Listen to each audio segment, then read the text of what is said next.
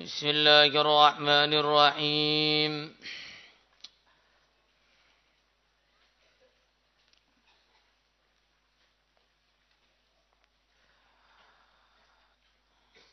إن الله عنده علم الساعة وينزل الغيث ويعلم ما في الأرحام وما تدري نفس ماذا تكسب غدا وما تدري نفس بأي أرض تموت إن الله عليم خبير. Inna Allah, sungguhnya Allah indahu di sisinya ilmu sa'ati, ilmu mengenai hari kiamat. Wa yunazzilul ghaitsa, dan Allah menurunkan hujan. Wa ya'lamu, dan Allah mengetahui ma bayi-bayi dan apa saja yang ada fil arhami, di dalam kandungan-kandungan. Wa ma tadri nafsun, dan tidak satu jiwa pun mengetahui mada, apa taksibu yang dia akan kerjakan godan besok.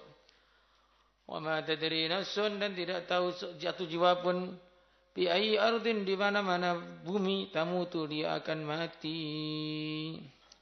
Innallaha, sungguhnya Allah alimun, maha mengetahui, khabirun, maha waspada.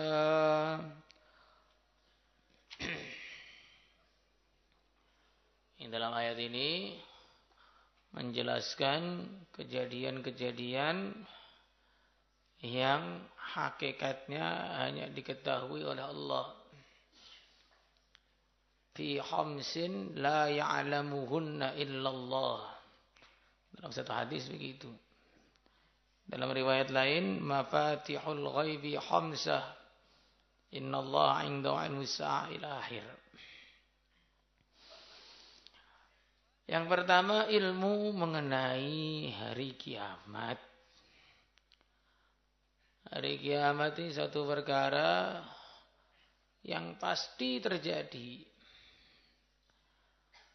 Akan tetapi kebanyakan manusia tidak mempercayainya. Yang percaya pun ada percaya dengan cara yang tidak benar.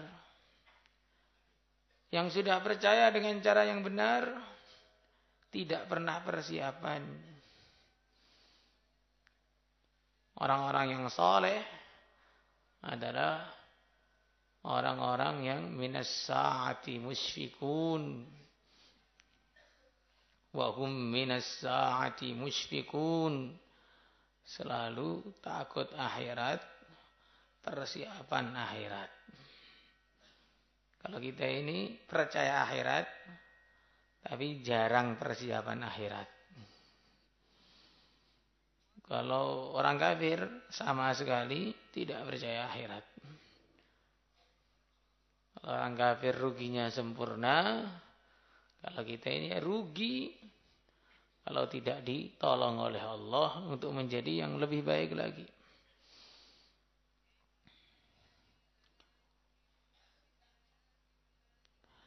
Yas'alunaka 'anis sa'ati ayyana mursaha qul innama 'ilmuha 'inda rabbi la yujalliha liwaqtiha illa hu. Tidak ada yang tahu tepatnya hari kiamat itu selain Allah. Maka kalau ada orang memprediksi hari kiamat, pasti keliru. Ada yang memprediksi tanggal 9, bulan 9, tahun 99, keliru. Ada yang memprediksi tanggal 12, bulan 12, tahun 2012, keliru. Setiap prediksi kiamat mesti keliru. Karena Allah sudah berfirman, la yujalliha liwaqtiha illahu. Tidak ada yang tahu kapan terjadinya hari kiamat selain Allah. Maka dalam hadis Jibril yang panjang, dalam Bukhari, dalam Muslim, Arba'in Nawawi, juga disebutkan, matas sa'ah, Qal mal mas'ulu anha bi'a'lama minas sa'il.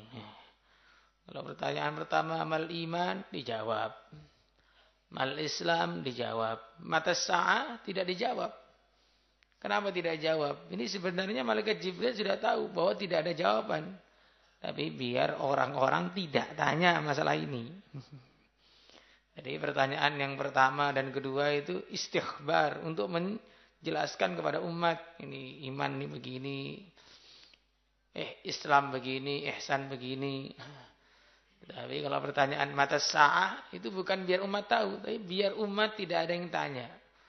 Kalau malaikat tertinggi, malaikat Jibril, manusia termulia, baginda Rasulullah sallallahu alaihi wasallam itu tidak tahu kapan terjadinya hari kiamat, apalagi yang lain-lain.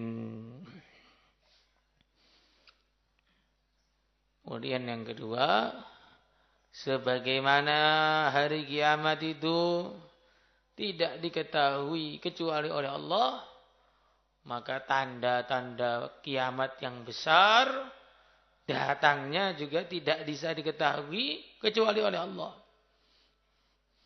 Dajjal, Imam Mahdi, Ya'jud Ma'jud, kemudian Dabbah, kemudian penenggelaman hidup-hidup fil masyriq wal maghrib wa jaziratil Arab, terbitnya matahari dari arah barat, Imam Mahdi, ini semua tanda-tanda besar. Innahu la taqumus sa'ata tarau 10 ayat. Tidak akan terjadi hari kiamat sebelum terjadi 10 tanda-tanda besar yang disebutkan barusan. Maka tanda-tanda besar ini yang tahu hanya Allah. Kok diprediksi? Mesti salah. Tuhon diprediksi, jadinya salah. Persiapan tuhon, beli kurma. Santri pun beli kurma, beli apa. Padahal enggak mikir. Yang tahu Tuhan kapan terjadi hanya Allah. Dalilnya Tuhan dari satelit NASA. Orang kafir kok jadi dalil bagaimana? Ini saking enggak pahamnya ilmu agama begitu. Imam Mahdi sudah lahir. Sekarang umurnya 38. Nah, kamu bidannya apa gimana waktu lahir itu? Oh, bisa tahu 38, 2 tahun lagi ini. Ini 2019 katanya 2 tahun lagi. Sekarang udah 2024 tuh enggak muncul-muncul. Ya, selalu yang semacam ini mesti akan keliru karena tanda-tanda besar itu juga enggak bisa direncanakan, enggak bisa diprediksi. Enggak bisa direncanakan, enggak bisa diprediksi. Walaupun memang tambah hari tambah dekat, ya. Cuman tidak bisa diprediksi. Maka jangan gampang-gampang. Ini ada orang dolim. Biar Imam Mahdi yang lawan. Imam Mahdi itu lawannya Dajjal. Masa Imam Mahdi lawannya Hansip. Ini gak cocok. Nah, Imam Mahdi lawannya Dajjal, Ya'jud Ma'jud gitu. Bersama Nabi Isa. Saking gak pahamnya. Akhirnya terus lawan Imam Mahdi suruh preman pasar. Preman pasar enggak usah dilawan, ditaskir keluar 4 bulan cukup. La ilaha illallah. Dan yang semacam itu hanya membuat gaduh saja. Tidak kurang, tidak lebih. Cerita-cerita yang disampaikan, prediksi-prediksi yang disampaikan tidak menjadikan orang lebih takwa juga tidak, hanya membuat gaduh saja. Dan yang seperti itu sudah lama. Mulai zamannya Imam Sufyan Ats-Tsauri. Sudah 1300 tahun yang lalu. Itu sudah ada. Tukang prediksi itu sudah ada. Kita ini sudah akhir zaman. Tanda-tanda akhir zaman sudah jelas. Betul. Apa kok betul? Ya kamu itu tanda-tanda akhir zaman. Munculnya dajajilah, pembohong-pembohong, ya kamu itu. Yang tiap hari cuma jadi dukun, tiap hari ngarang terus. Otak-atik tidak matuk. Makanya kita itu yakin kepada hari kiamat. Persiapan untuk itu dengan sholat, puasa, zakat. haji, perjuangan, cari ilmu, menyampaikannya, macam-macam kebaikan-kebaikan yang lain, ikhlas karena Allah. Tetapi bukan kemudian prediksi, terus keliru terus. Akhirnya banyaknya prediksi yang keliru itu menjadikan orang malah tidak percaya kepada akhirat. Kiamat nih katanya benar, diprediksi keliru terus. Nah, memang prediksi itu nggak boleh. Jadi begitu memprediksi walaupun nggak keliru ya sudah keliru. Wa yunazzilul ghaitha. Kapan turunnya hujan? Di mana turunnya? Berapa menit? Berapa liter air yang turun? Airnya menumbuhkan tanaman atau menjadikan kebanjiran? Menjadikan orang yang kena air hujan sakit atau sehat? Suasananya itu menjadikan semangat wiritan atau malah ngantuk karena sepoi-sepoi? Semua yang tahu hanya Allah. Kelihatannya sudah gelap, ternyata gak hujan. Terang benderang, malah hujan. Ada awan menggelayut, tidak hujan. Tanpa awan, badai datang. Ini betul-betul tidak ada yang tahu. Dan kita lihat awan itu, Masya Allah. Ketika Allah belum tentukan untuk menurunkan air, satu tetes saja nggak turun tuh air. Padahal awan itu nggak ada anti bocornya. Tidak ada cat anti bocor, tidak ada talangnya, tidak ada torennya. Menggelayut begitu saja di atas kepala kita. Kalau belum ditentukan oleh Allah turun, tidak turun walaupun satu tetes. Begitu Allah turunkan, langsung turun beribu-ribu tetes. Bukan ribu-ribu, juta-juta lagi. Siapa yang bisa ngitung hujan? Satu detik aja itu nggak bisa, apalagi sehari. Wa yunazzilu ghaits. Dan dalam hadis dikatakan, ma min sa'atin min lailin wa la nahar illa as-sama' tumtiru fiha yusrifuhu Allahu haitsu yasha. Tidak ada satu jam pun dari siang dan malam, satu waktu pun dari siang malam kecuali mesti hujan. Cuman hujannya di mana? Itu ya tergantung Allah. Mau hujan di atas gunung, di laut, di padang pasir, di sungai, terserah Allah. Dan hujan ini berkaitan erat dengan amalannya manusia. Berkaitan erat dengan amalannya manusia. Maka Nabi bersabda, ma sanatun bi amtara minas sanah. Walakin idza amila qaumun bil ma'asi hawwalallahu dzalika ila ghairihim. Wa idza asaw jami'an sarafallahu dzalika ila al-fayafi wal bihar. Tidak ada tahun yang curah hujannya lebih banyak daripada tahun yang lain. Tapi kalau satu kampung itu bermaksiat, maka hujan dipindahkan oleh Allah ke kampung yang lain. Kalau semuanya maksiat, hujannya ke laut. Maka ini enggak ada. Ini tahun ini curah hujan deras, tahun ini curah hujan kurang, kemarau. Bukan. Itu urusannya dengan dosa. Makin banyak dosa, makin terlambat hujannya. Maka dalam syariat kita diajarkan kalau lama tidak turun hujan, istisqa. Sebelum istisqa bagaimana? Puasa berapa hari? 3 hari. Banyak-banyak bertaubat. Sebagaimana dalam Al-Quran. Wa qul tustaghfiru rabbakum innahu kana ghaffara yursilis samaa'a 'alaikum midrara. Turun hujan karena istighfar. Jadi kalau enggak hujan-hujan kurang istighfar. Nanti kalau kebanyakan istighfar banjir. Enggak. Ini namanya mana ada pertolongan Allah menyusahkan tuh enggak ada. Ya, justru kalau enggak istighfar hujannya kebanjiran seperti zaman Nabi Nuh. Hujan kebanjiran itu karena enggak istighfar, enggak ada istighfar jadi kebanjiran tuh enggak ada.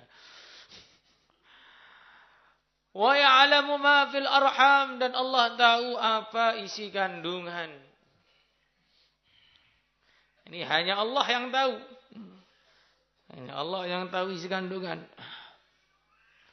Maka orang-orang yang terkesan dengan dunia, mereka mengatakan, ini ayat ini sekarang sudah tidak cocok. Karena sekarang sudah ada USG. Kita sudah tahu isi kandungan, maka kita dengan Tuhan sudah mirip. Masya Allah. Mirip apanya? Sama kambing mungkin mirip. Kita sama Tuhan ini sudah mirip, sudah sama. Ayat ini enggak relevan. Tidak relevan itu tidak sesuai. Nah, ini enggak tahu pula enggak relevan. Tidak relevan, tidak sesuai, sudah enggak cocok. Katanya hanya Allah yang tahu, sedangkan kita juga tahu. Betul, kamu juga tahu. Tapi yang ditahu oleh USG itu sedikit sekali.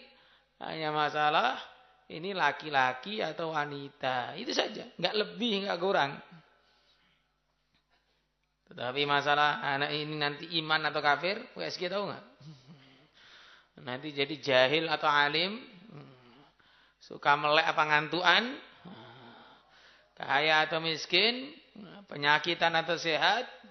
Bermanfaat atau bermadorot, durhaka kepada orang tuanya atau berbakti, kemudian jadi orang beruntung atau celaka, umurnya berapa, rambutnya berapa, ngamuan atau penyabar, tahu nggak USG? Nggak ada yang tahu selain Allah.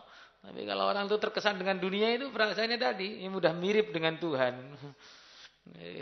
Saking tololnya. Ini bukan hanya bodoh di atasnya, tolol. Ya, saking tidak pahamnya sehingga merasa itu sudah tahu semuanya. Apalagi coba USG bisa baca enggak? Ini mau masuk surga atau neraka gitu. Enggak akan bisa baca. Wa ma tadri nafsun madza taksibu ghadan. Manusia hanya bisa berencana, Tuhan yang menentukan, Allah yang menentukan. Karena manusia itu sehebat apapun tidak akan tahu masa depan. Sehebat apapun. Ini untuk menghadapi masa depan. Kita siapkan ekonomi yang terbaik. Ternyata masalahnya bukan masalah ekonomi. Masalahnya jantungnya mampet. Nah, jantungnya mampet, apa gunanya ekonomi? Oh, kalau begitu kita untuk menghadapi masa depan, kita persiapkan dengan kesehatan yang baik, obat-obatan yang bagus, olahraga yang tepat.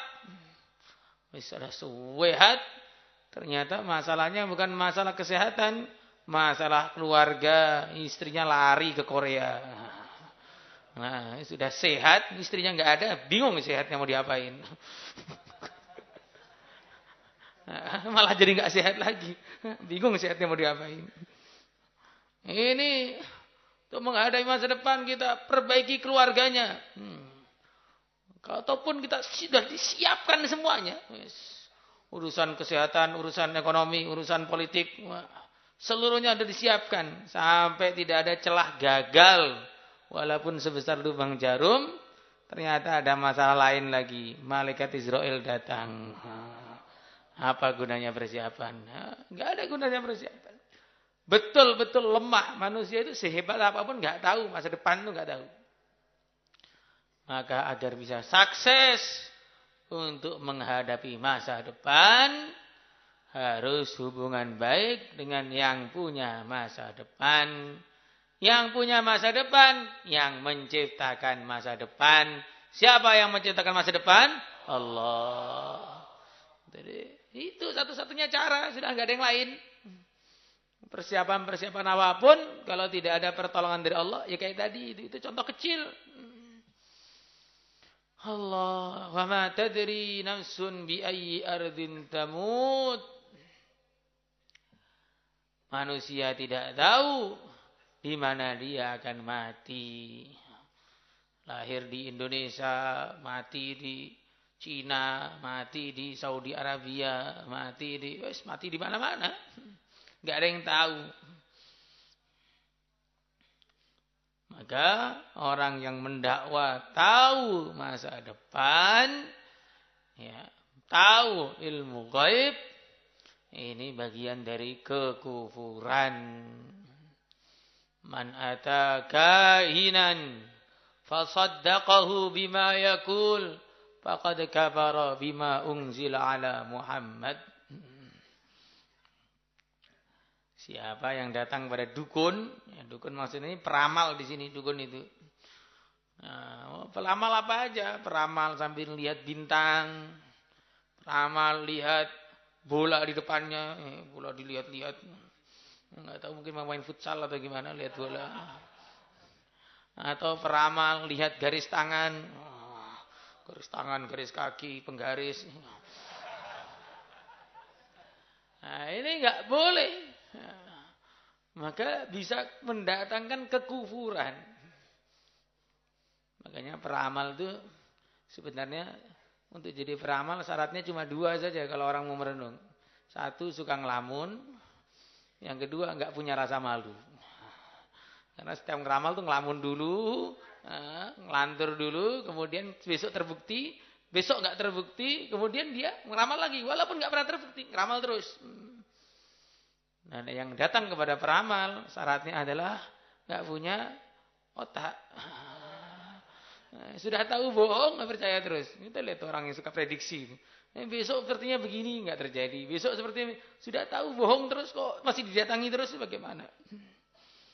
Datang ke Mama Loren, akhirnya besok datang ke Mama Lemon.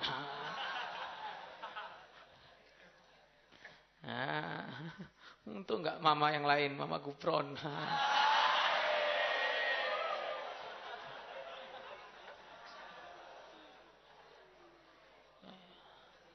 Jadi akhirnya jadi rusak. Kalau orang itu datang kepada peramal, jadi rusak. Ma tadri nasun bi ayyi ardin tamut, innallaha alimun khabir. Bismillahirrahmanirrahim. Suratus Sajdah. Surat As-Sajdah. Ini termasuk surat yang istimewa di antara surat-surat Al-Quran yang semuanya istimewa. Di antara bentuk keistimewaannya, Nabi SAW selalu membaca Alif Lam Mim Tanzil ketika sholat subuh hari Jumat. Begitu juga hal ata 'alal insan. Setiap subuh hari Jumat membaca Alif Lam Mim Tanzil dan hal ata 'alal insan.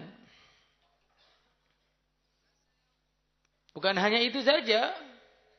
Beliau tidak akan tidur sampai membaca Alif Lam Mim Tanzil dan tabarakalladzi biyadihil mulk. Nah, itu adab-adab tidur itu begitu. Jangan pikirannya adab tidur pakai alas. Ini adab tidur, persiapan tidur. Iya pakai alas tuh ya perlu biar tidak terjadi penyakit-penyakit. Tapi bukan hanya itu saja. Siapa ada tidur angkat tangan. Apa ada tidurnya? Pakai alas. Terlalu naif. Kalau begitu semua orang ada tidur jadinya. Ada tidur, tidak tidur sebelum baca Alif Lam Mim Tanzil dan tabarakalladzi biyadihil mulk. Baca pakai mushaf boleh, baca dengan hafalan boleh, enggak baca jangan. Dan siapa yang membaca Alif Lam Mim Tanzil dan tabarakalladzi biyadihil mulk antara maghrib dan isya, maka seperti salat pada malam Lailatul Qadar. Penting apa enggak berarti? Amalkan atau tinggalkan? Masa iya? Biasanya habis tahu penting terus ditinggalkan. Nah, gitu. Hirzian penting, tidur semua. Kunut subuh penting, tapi tidur semua. Akhirnya nunggak karena enggak wabarik lana fima atoid. Nunggak terus bulanannya. Karena enggak wabarik lana fima atoid, banyak hutang. Iya betul itu. Coba aja dipraktekkan terus. Pasti tambah banyak hutangnya. Allah. Saya ini kok banyak masalah. Ya, karena enggak wakina syarra ma qadait. Nah, banyak masalah. Saya di mana-mana kok dibenci orang. Ya, karena enggak watawallana fi man tawallait. Kalau kamu watawallana fi man tawallait, di mana-mana ini diterima oleh orang. Jadi kunut itu sudah mengumpulkan semuanya. Sayangnya tanganmu malah kamu turunkan. Amalkan atau tinggalkan? Ini madhab Syafi'i atau madhab Salafi? La ilaha illallah. Nah, jadi sangat penting sekali ini. Alif Lam Mim Tanzil dan Tabarakalladzi biyadihil mulk ini kunci kesuksesan dunia akhirat. Ada seorang ulama namanya Mutarrif bin Sihr. Ketika sakit tiba-tiba kepalanya bercahaya, perutnya bercahaya, kakinya bercahaya. Maka muridnya tanya, "Syekh, cahaya apa ini?" Ini bacaan Alif Lam Mim Tanzil menahan macam-macam penyakit kepada saya dan macam-macam azab tadi mau datang diusir dengan Alif Lam Mim Tanzil. Bahkan diriwayatkan dalam hadis lain, Imam Ad-Darimi, ada seorang itu dosanya banyak. Amalannya cuma satu, baca Alif Lam Mim Tanzil itu aja. Maka ketika sampai hari kiamat, Alif Lam Mim Tanzil itu datang mengepakkan sayapnya, menutupi si pembaca ini. Ya Allah, ampunilah dia, ya Allah, dia banyak membaca aku, ya Allah. Maka Allah menerima syafaatnya Alif Lam Mim Tanzil dan Allah berfirman, jadikan semua keburukannya ganti kebaikan. Jadi penting apa tidak? Nah, ini termasuk surat istimewa yang fadilahnya begitu banyak. Bukan surat penting karena semua surat Quran itu penting. Maka ini bacaan surat-surat penting. Nah, yang lain enggak penting. Nah, bahaya jadinya. Bismillahirrahmanirrahim. Alif Lam Mim Tanzilul Kitabi. Ini adalah penurunan kitab. Kitab ini diturunkan la raiba fihi, tanpa ada keraguan di dalamnya, mir rabbil alamin, dari Tuhan semesta alam. Jadi Al-Quran itu kalamullah. Maka kalau membaca Al-Quran, rasakan sedang dinasihati oleh Allah. Maka kalau nanti baca Quran itu merasa dinasihati oleh Allah, nggak ada bosan-bosannya baca Quran. Dan nggak mungkin baca Qurannya ewek, itu nggak mungkin. Mesti baca dengan baik, pelan-pelan, dan nggak mungkin riya. Masa dinasihati Allah terus ingatnya selain Allah, itu nggak mungkin. Nah, makanya rasakan kalau baca Quran itu dinasihati Allah. Nah, dinasihati Allah kok masih ingat yang lain-lain itu apa nggak cukup kamu itu dengan Allah? Maka dalam satu riwayat dikatakan, man wajadallaha falam yughnihi fahuwa syaqi. Siapa yang kenal Allah kemudian merasa nggak cukup, betul-betul celaka. Maulaya salli wa sallim wa iman abada ala habibika khair alimi huwal habibul ladhi ja syafa'atuhu li kulli haw من الأهوال مكتعيم. اللهم صل على سيدنا محمد وعلى آل سيدنا محمد. الحمد لله رب العالمين. اللهم انفعنا بما علمتنا وعلمنا ما ينفعنا وزدنا علما. الحمد لله على كل حال ونعوذ بالله من حال أهل النار. اللهم إنا نسألك العافية دوام العافية دوام العافية الشكر على العافية. اللهم إنا نسألك العافية دوام العافية دوام العافية الشكر على العافية. اللهم إنا نسأل الصحة والعافية وحسن التدبير وحسن الحلق وحسن الخاتمة. صلى الله على سيدنا محمد. الحمد لله رب العالمين. صلاة